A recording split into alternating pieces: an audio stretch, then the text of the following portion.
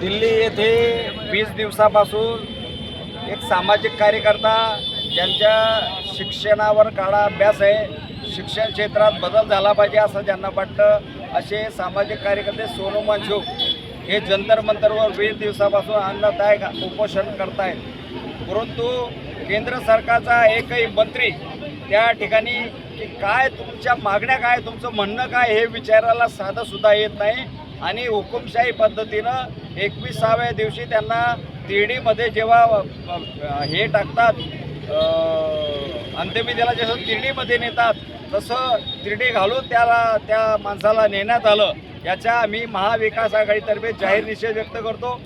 आणि त्याची मागणी काय की हे जे मुलं GAT पेपरला, नीट पेपरला बसतात, ही परीक्षांमध्ये सुधारणा झाली पाहिजे, त्यांच्यावर अन्याय झाला नको पाहिजे। आणि 5-5 लाख देऊन हे धनाढ्य लोक पेपर फोडतात आणि त्याच्या मागे मोठ्या मंत्री लोकांचा हात असतो आणि मग त्याच्यामध्ये गरीब विद्यार्थी हा ओरबडला जातो।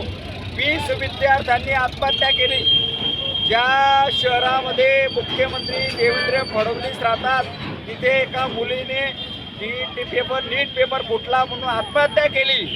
तिला पाहायला सुद्धा हे गेले नाही, तिच्या घरी सांत्वनासाठी गेले नाही। कितलं निर्लज्ज सरकार आहे, केंद्र सरकार निर्लज्ज, राज्य सरकार निर्लज्ज, अशा पद्धतीने ही हुकुमशाही चाललेली आहे। या देशात न्यायव्यवस्था सुद्धा विकली गेली आहे। सुप्रीम कोर्ट जिथे आहे तिथे 20 दिवसापासून उपोषण चालतं, तरी सुद्धा न्यायाधीश लक्ष द्यायला तयार नाही।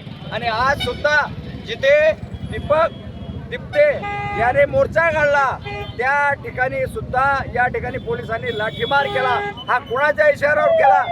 असे भरपूर प्रश्न आहेत। या विद्यार्थ्यांच्या 70 करोड विद्यार्थी हे कुठे जातील, यांच्या भविष्याचा प्रश्न आहे। परंतु या सरकारला काही घेणं देणे नाही। सरकारला फक्त हे दान मंदिरातून पैसे चोरवा आणि पक्ष फोडा, खासदार फोडा, आमदार फोडा, एवढा एक कमली कार्यक्रम केंद्र सरकार आणि राज्य सरकारच्या हातामध्ये आहे। म्हणून आम्ही महाविकास आघाडीच्या वतीनं यांचा तीव्र निषेध करतो।